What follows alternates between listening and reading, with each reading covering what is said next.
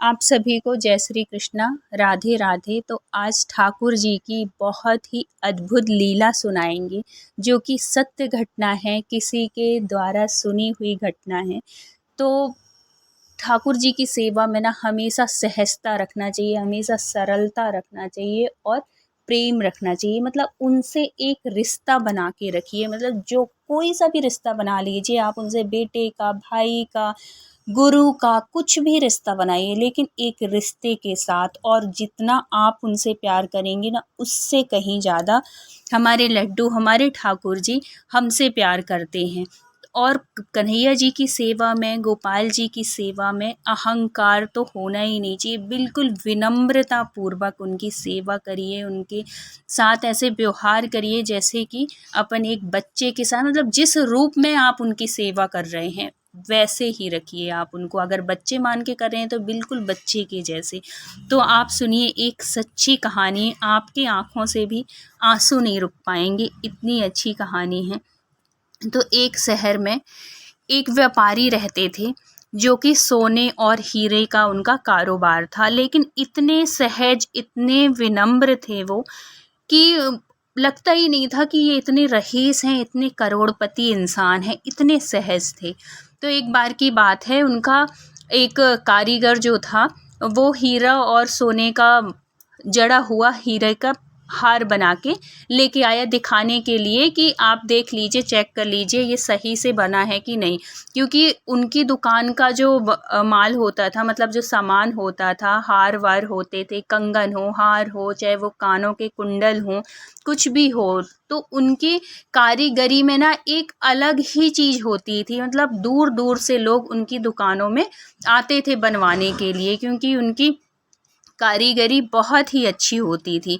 तो वो जो नौकर था उनका, तो वो लेकर आया दिखाने के लिए कि देखिए सही बना है कि नहीं। तो उन्होंने देख ही रहे थे कि इतने में उनका एक दोस्त आया। दोस्त कहाँ से आया? दोस्त आया वृंदावन से। वो गया हुआ था वृंदावन, और वृंदावन जब वहाँ गए तो उन्होंने बहुत अच्छी अच्छी छवि वाले छोटे छोटे से लड्डू गोपाल को देखा। तो उनके मन में भी, उनकी पत्नी भी साथ में गई हुई थी, तो उनके मन में भी आया कि चलो एक लड्डू गोपाल ले चलते हैं, सेवा करेंगे इनकी। तो वो भी लेके आए। तो वहीं उसी शहर से वो निकल रहे थे, उनके जो दोस्त थे। तो उन्होंने सोचा कि चलो यार, अपने दोस्त को भी प्रसाद दे दे। एक दोस्ती में एक होता है ना कि अगर हमारा भी दोस्त इस शहर में है, तो अगर हम उस शहर से निकल रहे हैं तो ज़रूर हमारे मन में वो भाव आएगा, या तो हम उससे मिल लें या उससे अपना प्रसाद किसी भी बहाने से उसको पहुंचा दे भगवान का। तो ऐसे ही उसके मन में भी आया, तो वो भी उनको प्रसाद देने के लिए गए। और रोड में ही उनकी शॉप थी, वो जो व्यापारी थे, और सरल सहज तो इतने की पूछो ही मत। तो जब वो गए उनसे मिलने के लिए, तो वो हार ऐसे लिए देख ही रहे थे कि कैसा बना है कैसे नहीं। इतने में उनके दोस्त पहुंच गए, वही अपनी पत्नी को लेकर और लड्डू गोपाल को हाथ में लिए हुए।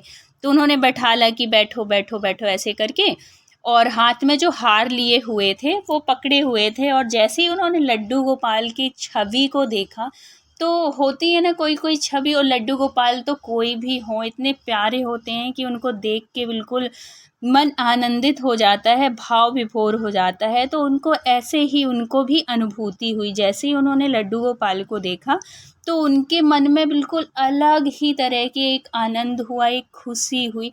तो वो जो हाथ में हार लिए हुए थे वो उनको पहना दिए लड्डू गोपाल को, और अपने दोस्त से बोले कि देख यार, ये हार की शोभा लड्डू गोपाल के ऊपर पहनते साथ ही ये और ज़्यादा बढ़ गई है। कितनी सुंदर लग रहा है ये हार लड्डू गोपाल के ऊपर पहना हुआ, बहुत ही अच्छा है। ऐसे फिर बाद में दोस्त हैं, बात कर रहे थे बहुत देर तक, बातें करते करते, और बाहर निकल आए। और वो जो दोस्त था, ना तो दोस्त को ध्यान रहा और ना ही उन व्यापारी को ध्यान रहा, और वो बाहर निकल आए, टैक्सी बुला लिए, टैक्सी में बैठ गए, और वो हार वापस करना भूल गए। वो हार लड्डू गोपाल जी के गले में ही रह गया। जब वे टैक्सी से उतरे तो भूलवश लड्डू गोपाल जी उसी टैक्सी में रह गए।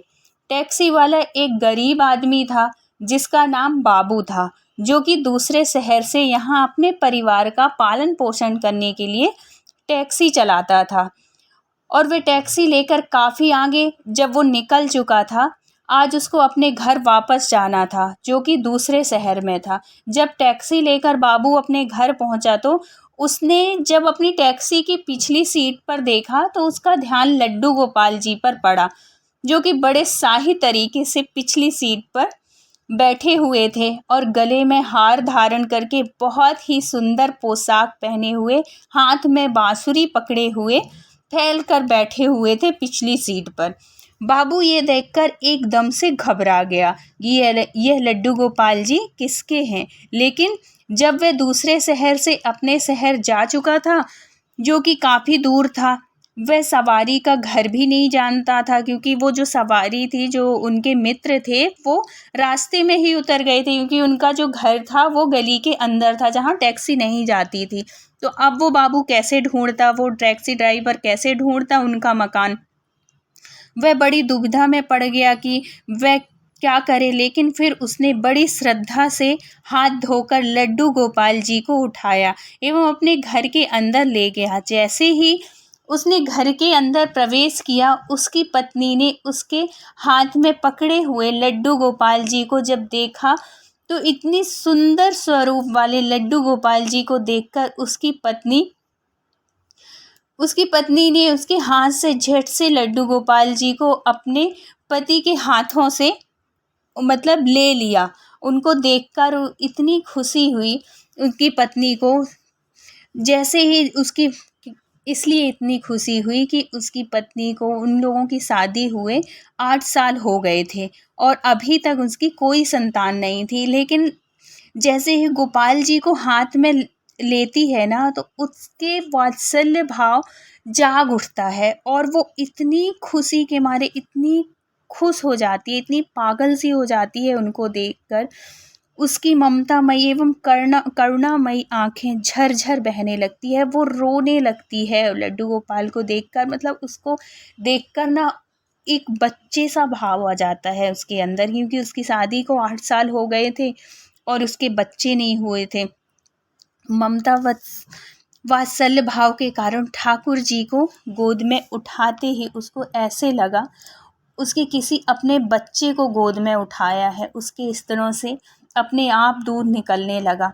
अपनी ऐसी दशा देखकर बाबू की पत्नी मालती बहुत हैरान हुई। उसने कसकर गोपाल जी को अपने सीने से लगा लिया एवं आंखों में आंसू बहाती बोलने लगी, अरे बाबू, तुम नहीं जानते कि आज तुम मेरे लिए कितना अमूल्य रत्न लेकर आए हो। बाबू कुछ समझ नहीं पा रहा था कि मेरी पत्नी को अचानक से क्या हो गया है। लेकिन उसकी पत्नी तो जैसे बावरी सी हो गई थी। वह गोपाल जी को जल्दी जल्दी अंदर ले गई एवं उससे बातें करने लगी। अरे लाला, इतनी दूर से आए हो, तुम्हें भूख तो नहीं लगी? उसने जल्दी जल्दी खाना बनाया, सुंदर सुंदर पकवान बनाए, छोटी छोटी सी पूरियाँ बनाई और दूध गर्म किया और हलवा बनाया और भगवान को भोग लगाया कि इतनी देर हो गई है, भूख लगी होगी मेरे लाला को। उधर कमल किशोर ने जब अपनी दुकान पर हार को ना देखा तो उनको याद आया कि हार तो गोपाल जी के गले में ही रह गया है। तो उसने अपने मित्र को संदेशा भेजा, तो मित्र ने आगे से जवाब दिया, अरे मित्र, वह माखन चोर चित चोर हार सहित खुद ही खो गए हैं। अब मैं कैसे तुमको हार पहुंचाऊं, कैसे हार दूं, क्योंकि वो तो खुद ही नहीं मिल रहे हैं। मैं तो खुद परेशान हूं उनको ढूंढ ढूंढ के, वो टैक्सी ड्राइवर भी नहीं मिल रहा है मुझे। कमल किशोर अब थोड़ा सा परेशान हो गए कि इतना कीमती हार ना जाने कहाँ चला गया, मुझे तो लाखों का नुकसान हो गया। लेकिन फिर भी अपने सरल स्वभाव के कारण उन्होंने अपने मित्र को कुछ नहीं कहा एवं उसने अपने मन में सोचा कि कोई बात नहीं, मेरा हार तो ठाकुर जी के ही गले में है ना, कि कहीं और तो नहीं गया, चोरी थोड़ी हुआ है, वो तो कन्हैया जी के गले में ही है। तो चलो, ये अच्छी बात है कि हो सकता है भगवान अगर चाहें तो वापस मिल भी सकता है, और अगर ना चाहे तो कोई बात नहीं, कोई बेकार नहीं गया मेरा हार, ऐसे सोचने लगे। उधर बाबू, मतलब जो टैक्सी ड्राइवर था, उसकी पत्नी मालती दिन रात ठाकुर जी की सेवा करते। अब तो मालती एवं बाबू लड्डू गोपाल जी को अपना बच्चा ही समझने लगे थे और लड्डू गोपाल की बहुत सेवा करते थे। लड्डू गोपाल जी की कृपा से अब मालती के घर में एक छोटी सी कन्या हो गई थी, बेटी हुई थी। इन सब बातों का श्रेय वे लड्डू गोपाल जी को ही देती हैं और लड्डू गोपाल जी से बहुत प्रेम करती थी। वो सोचती थी कि मेरा एक बेटा है और एक बेटी हो गई, मेरा परिवार पूरा हो गया। मालती लड्डू गोपाल जी को इतना स्नेह करती थी कि रात को उठ उठ कर देखने आती थी कि उनको कोई तकलीफ़ तो नहीं है, उनको कोई कष्ट तो नहीं है।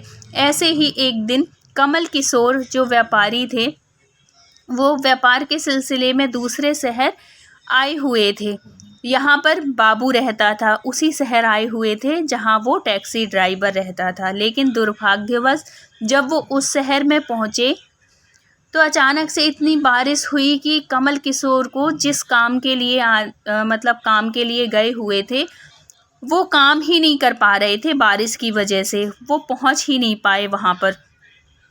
तब तक वहां बाबू अपनी टैक्सी लेकर आ गया एवं उसने परेशान कमल किशोर को पूछा, बाबूजी आप यहाँ क्यों खड़े हो? बारिश तो रुकने वाली नहीं है एवं सारे शहर में पानी भरा हुआ है, आप अपनी मंजिल तक ना पहुँच पाओगे और ना ही कहीं और आ जा पाओगे। ऐसा करो कि मेरा घर पास में ही है, अगर आप चाहो तो मेरे घर आ सकते हो। कमल किशोर, उसके पास सोने एवं हीरे के काफ़ी गहने थे। वह अनजान टैक्सी वाले के साथ जाने के लिए थोड़ा सा घबरा रहे थे, लेकिन उसके पास और कोई चारा भी तो नहीं था। अब वो बाबू के साथ उनके घर आ गए। टैक्सी में बैठकर घर पहुंच गए। घर पहुंचते ही बाबू ने मालती को आवाज़ दी कि आज हमारे घर मेहमान आए हैं, उनके लिए भी खाना बना लेना। कमल किशोर ने देखा कि बाबू का घर एक छोटा सा है पर बहुत ही व्यवस्थित ढंग से सजा हुआ है। घर में अजीब तरह के इत्र की खुशबू आ रही है, बहुत ही सुगंधित है वो घर, इतनी अच्छी खुशबू आ रही थी इत्र की। उसके हृदय में बहुत ही आनंद हुआ। जब मालती ने उनको भोजन परोसा तो कमल किशोर को उसमें अमृत जैसे स्वाद आया। उसका ध्यान बार बार उस दिशा की तरफ जा रहा था जहाँ पर ठाकुर जी विराजमान थे। वहाँ से उसको एक अजीब तरह का प्रकाश नज़र आ रहा था, क्योंकि वो जो हार था ना उसमें हीरे जड़े हुए थे, तो हीरे की वो जो चमक थी वो वहाँ पे उजेला सा हो रहा था। तो उनकी बार बार नजर, और भाई वो तो जौहरी हैं, वो तो हीरा के व्यापारी हैं, उनको तो कुछ आभास सा हो रहा था कि वो अलग से ही चमक थी वहाँ पे। तो क्या हुआ कि जब उनकी नज़र बार बार वहाँ पे जा रही थी तो उन्होंने बाबू से पूछा कि अगर आपको कोई ऐतराज़ ना हो तो क्या आप मुझे बता सकते हो कि उस दिशा में क्या रखा हुआ है? मेरा ध्यान उसकी तरफ आकर्षित हो रहा है, क्योंकि वो बहुत चमक रहा था। हीरा तो चमकता ही है रात में। तो बाबू और मालती ने एक दूसरे की तरफ मुस्कुराते हुए कहा कि यहाँ पर तो हमारे घर के सबसे अहम सदस्य रहते हैं, लड्डू गोपाल जी विराजमान हैं यहाँ। तो कमल किशोर जी ने कहा कि क्या मैं उनके दर्शन कर सकता हूँ? तो मालती उनको उस कोने में लेकर गई जहाँ लड्डू गोपाल जी विराजमान थे। कमल किशोर लड्डू गोपाल जी को एवं उसके गले में पड़े हार को देखकर एकदम से हैरान हो गए। यह तो वही लड्डू गोपाल हैं जो मेरे दोस्त के पास थे, और ये हार भी मेरा ही है, मतलब मैंने ही इनको पहनाया हुआ था। तो कमल किशोर ने बड़ी विनम्रता से पूछा कि ये गोपाल जी तुम कहाँ से लाए हो? बाबू जो टैक्सी ड्राइवर था उसके मन में कोई छल कपट नहीं था, वो सहज सरल इंसान था। उसने कमल किशोर को सारी बात बता दी कि कैसे उसको सौभाग्य से गोपाल जी मिले एवं उनके हमारे घर आने से उसने बताया कि कैसे उनका जो दुर्भाग्य था, जो इतनी गरीबी थी, वो सौभाग्य में बदला और उनका घर परिवार बहुत अच्छे से चलने लगा। तो कमल किशोर ने कहा, क्या तुम जानते हो कि जो हार ठाकुर जी के गले में पड़ा है उसकी कीमत क्या है? क्योंकि वो तो गरीब इंसान था ना, वो क्या जाने हीरा क्या होता है और कंकड़ क्या होता है। वो तो सहज ही मान रहा था कि होगा कोई, उसको तो सिर्फ ठाकुर जी की सेवा से मतलब था, ना तो उसको पैसे से मतलब था और ना उसको ये था कि ये हार कीमती है कि नहीं है। उसको उससे कोई मतलब नहीं था, वो सिर्फ ठाकुर जी से प्रेम करते थे। बड़ी विनम्रता से हाथ जोड़कर कहा कि जो चीज़ हमारे लड्डू जी के अंग लग गई, हम उसका मूल्य नहीं जानना चाहते एवं हमारे लाला के सामने किसी चीज़, किसी हार का कोई मोल नहीं है। तो कमल किशोर एकदम से चुप हो गए और उसने मन में सोचा कि चलो अच्छा है, मेरा हार ठाकुर जी ने अपने अंग लगाया हुआ है। अगले दिन जब वह चलने को तैयार हुए तब बाबू उनको टैक्सी में लेकर उनके मंजिल तक पहुंचाने गया। जब कमल किशोर टैक्सी से उतरे तब उतर कर जाने लगे, तभी बाबू ने उनको आवाज़ लगाई कि ज़रा रुको, ये आपका कोई सामान हमारी टैक्सी में रह गया है। लेकिन कमल किशोर जैसे ही उस बैग को खोलते हैं तो उसमें पैसे भरे हुए देखते हैं और वो उतने ही पैसे थे जितनी कीमत का वो हार था। तो उनके मन में जैसे ही वो देखते हैं ना पैसे से भरा हुआ बैग, तो आँखों में आंसू आ जाते हैं कि देखो, आज तक मैंने उस हार की कीमत कभी किसी से नहीं बोली थी और आज जैसे ही मैंने उससे पूछे थे कि बाबू से कि तुमको पता है इस हार की कीमत कितनी है, तो लड्डू गोपाल कन्हैया जी मुझे उस हार की कीमत वापस कर देते हैं और कर दिए। और वो बहुत दुखी हो जाता है कि भगवान सब जानते हैं, सबके मन के भाव जानते हैं। अगर इतना ही वो होता तो देखो, लाया किसने, किसी और ने लाया लड्डू गोपाल को, आए कहीं और लेकिन पहुंच कहीं और गए।